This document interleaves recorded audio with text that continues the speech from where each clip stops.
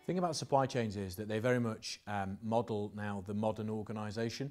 So we've had outsourcing for a number of years, but we're in a situation now where we've got some of the largest organisations in the UK who literally have thousands of third parties who provide services to them. And that could be anyone from those that look after their offices, through to those that provide marketing material to them, to those that actually contact their customers on their behalf. And therefore the risks that exist across that supply chain have exponentially increased in the last few years. One of the things that we saw last year was a major retailer who was breached through one of their third parties that was responsible for maintaining the air conditioning units in their stores. Gaining access to their premises and their stores in that way also gave them access to their technology and to their data, and from there they were able to reach out across the organisation. So it's not necessarily the most obvious suppliers without already having access to your critical data who represent your greatest risk. This is very much an organisational risk. So where we work with organisations, I've looked at things like courier companies around London, passing confidential information from one office to another across the City of London. How do we manage that risk and the individuals that are doing that?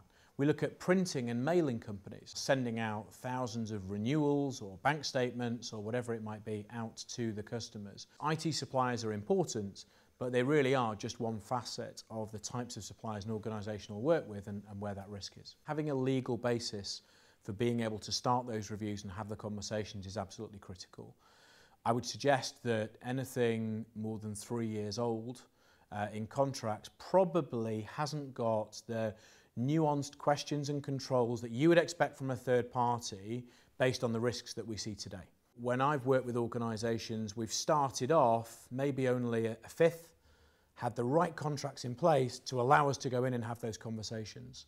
And that really is key. In fact, the information security team, they wouldn't be aware, they wouldn't be involved in the buying process initially. So inserting themselves into that to ensure the right questions are asked and the right contracts are in there is really important.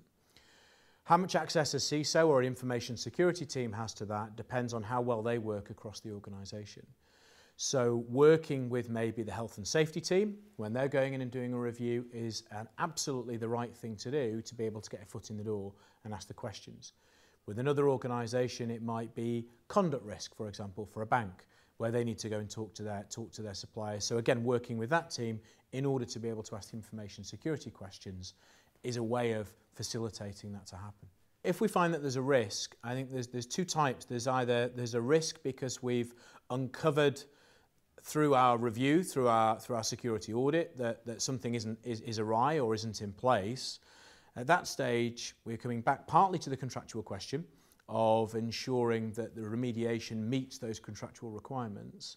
However, if we're talking about where a breach has occurred and where something real has happened with a third party, then at that stage you need to be working with them very, very closely to be able to respond on behalf of your organisation, because that might be to your customers, it might be to your regulators, or it might be to other stakeholders to explain exactly what's happening.